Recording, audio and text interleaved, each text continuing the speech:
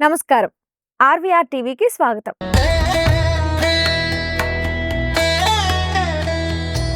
ప్రతి నెల మనం ద్వాదశ రాశి ఫలితాలు తెలుసుకుంటున్నాం కదా!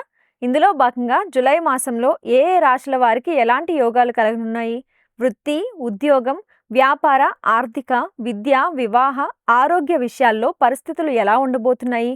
గ్రహ దోషాల ప్రభావాన్ని తగ్గించుకునేందుకు ఎలాంటి పరిహారాలు ఆచరించాలి? ఏ దేవతలను ఆరాధించాలి?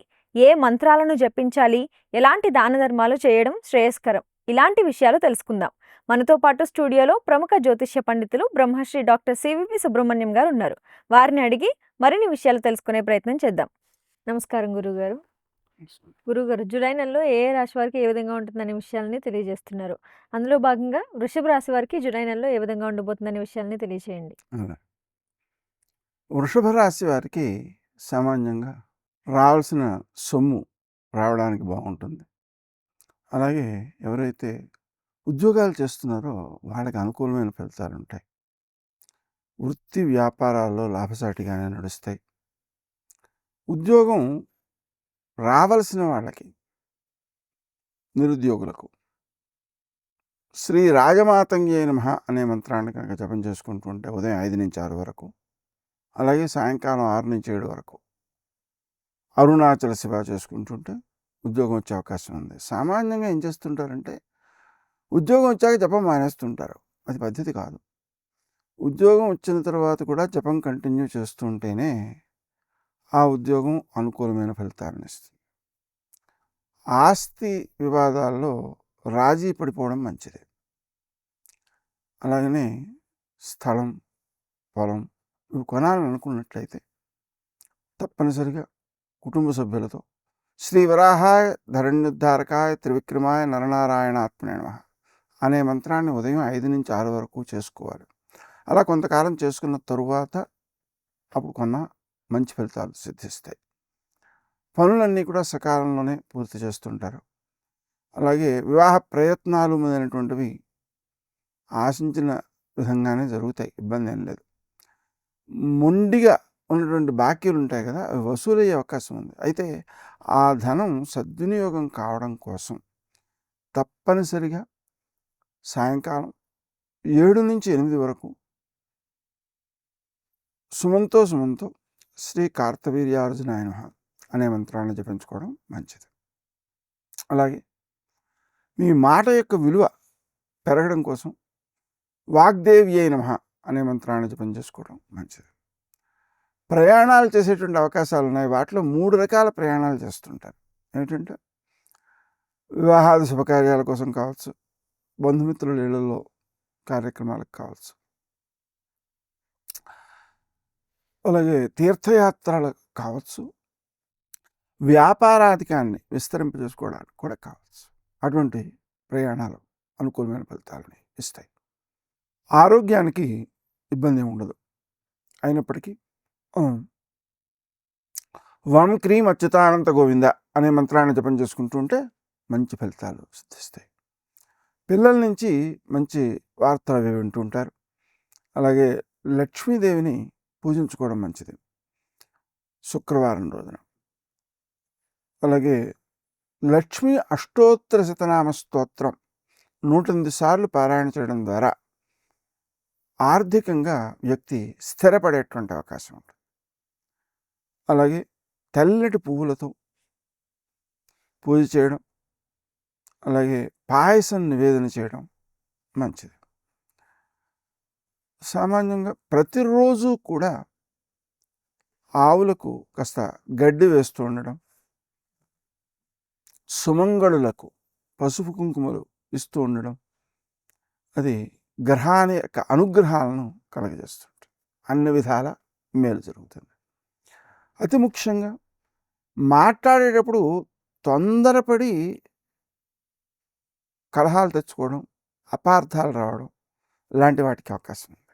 అదే తక్కువగా మాట్లాడడం, ఎదుటి వ్యక్తి మాట్లాడిన దాన్ని అర్థం చేసుకోవడానికి ప్రయత్నం చేయడం చాలా అవసరం. ఇతరుల నుంచి సహకారం అయితే బాగానే ఉంటుంది. స్త్రీల నుంచి సహకారం బాగుంటుంది. అలాగే ఆధ్యాత్మికంగా ఉన్నతులైన వ్యక్తుల నుంచి సహకారం బాగుంటుంది. అలాగే వ్యాపారస్తులైన మిత్రుల నుంచి కూడా సహకారం బాగుంటుంది. మనం మాట్లాడే మాట ఎక్కువ శక్తివంతమై ఎదుటి వ్యక్తిని మనకు అనుకూలంగా మలచడానికి శ్రీ వాగ్దేవి నమః అనే మంత్రాన్ని జపించుకోవడం చాలా అవసరం. స్నేహ సంబంధాలు వృద్ధి చెందుతాయి. అలాగని మనం ప్రతిరోజు దానం చేయాలి. ఆ దానం ఒక స్వయం పాకం రూపంలో గుళ్ళో ఇస్తుంటే చాలా చాలా మంచిది. దానివలన వ్యక్తికి ఆరోగ్యం కూడా బాగుంటుంది. ఎందుకంటే మనకు శంకరాచార్యులు వారు సుబ్రహ్మణ్య స్తోత్రంలో చెబుతారు, నిత్యాన్నదాన నిరతాఖిల రోగహారిన్. అంటే నిత్యము అన్నదానం చేయడం వల్ల అన్ని రోగాలను హరించేటువంటి తండ్రి అని ప్రార్థన అన్నమాట. ఆ అన్నదానానికి ఆ శక్తి ఎందుకు వస్తుందంటే మన శరీరంలో ఉండేటువంటి జీవకణములన్నిటికీ కూడా శక్తిని అందించేటువంటి లక్షణం అన్నానికే ఉంది. ఎందుకంటే మనం అన్నగత ప్రాణులం. అన్నం తినకుండా మనం శరీరంలో కణాలను పోషించలేం. కాబట్టి ఈ కణాలన్నిటికీ మనం పోషణ ఇవ్వడం ద్వారా ఏమవుతుంది, అది ఎదుటి వ్యక్తికి ఇస్తున్నాం. ఆ ఎదుటి వ్యక్తికి ఇవ్వడం ద్వారా మనకు ఆరోగ్యం కలుగుతుంది. ఆరోగ్యానికి అది ప్రధాన సూత్రంగా భావన చేయవచ్చు. గురువుగారు, మరి ఈ రాశి వారికి ఆరోగ్యపరంగా అంతా మంచిగానే ఉంటుందా? ఆరోగ్యపరంగా కొంత దోషం ఉంది, కానీ దాన్ని జయించగలుగుతారు. అది మెయిన్. ఎందుకంటే దోషం లేకుండా ఉండడం ఎవరికీ సంభవం కాదు. మనం రోడ్డు మీద ప్రయాణం చేస్తున్నాం అనుకోండి, ట్రాఫిక్ ఏది లేకుండా ఉండాలి. నేను నా బండి మీద, నా వాహనం మీద నేను ముందుకు వెళ్ళిపోతుండాలి, బ్రేక్ ఎక్కర్లేకుండా. ఒకవేళ ఎవరైనా అడ్డు వస్తే నాకు బ్రేక్ వేయడం చేత కాదు, అందుకని ఇబ్బంది అయిపోతుంది అంటే కుదరదు కదా. అందుకని దోషాలు లేకుండా ఎవరు ఉండరు. దోషాలను అధిగమించేటువంటి ప్రయత్నాలను చేయడమే జ్యోతిషశాస్త్రం యొక్క ప్రయోజనం. అవును. మరి వీళ్ళు చేసుకోవాల్సిన పరిహారాలు, పూజలు అంటే ఉన్నాయి? సుమంతో శ్రీ కార్తవీర్యార్జున నమః చేసుకుంటే ఆర్థిక విషయాల్లో ఇబ్బందులు తగ్గుతాయి.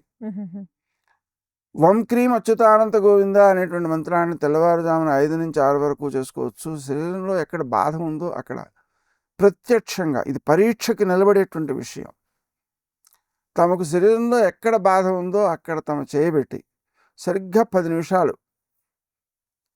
క్రీం అచ్యుతానంత గోవింద చేసుకుంటే తప్పనిసరిగా ఆ ప్రాంతంలో ఉండేటువంటి ఆ ఇబ్బంది, అననుకూలత, అనారోగ్య భావన లేక అనారోగ్యం అనేవి నివారించబడతాయి వెంటనే. ఈ రాశిలో కుజుడు రాశిలో ఉండడం, ద్వితీయంలో సూర్యుడు ఉండడం, తృతీయంలో శుక్రుడు, బుధుడు, గురుడు ఉండడం ఈ రాశికి విజయాన్ని కలుగజేసే అవకాశాలను ఇస్తున్నాయి అన్నమాట. గురుగారు, వృషభ రాశికి సంబంధించి చాలా చక్కటి విషయాల్ని తెలియజేసినందుకు ధన్యవాదాలు. చూసారుగా గురువుగారు రాశి ఫలితాలు ఎంత చక్కగా వివరించారో. మీ రాశి ఏంటి, మీకు ఎలా ఉంటుంది అనేది తెలుసుకోవాలనుకుంటే ఆర్వీఆర్ టీవీలో జూలై మాస ఫలాలు ప్లేలిస్ట్లో చూడండి. అలాగే మన ఆర్వీఆర్ టీవీని లైక్ చేయండి, షేర్ చేయండి, సబ్స్క్రైబ్ చేసుకోండి. నమస్కారం.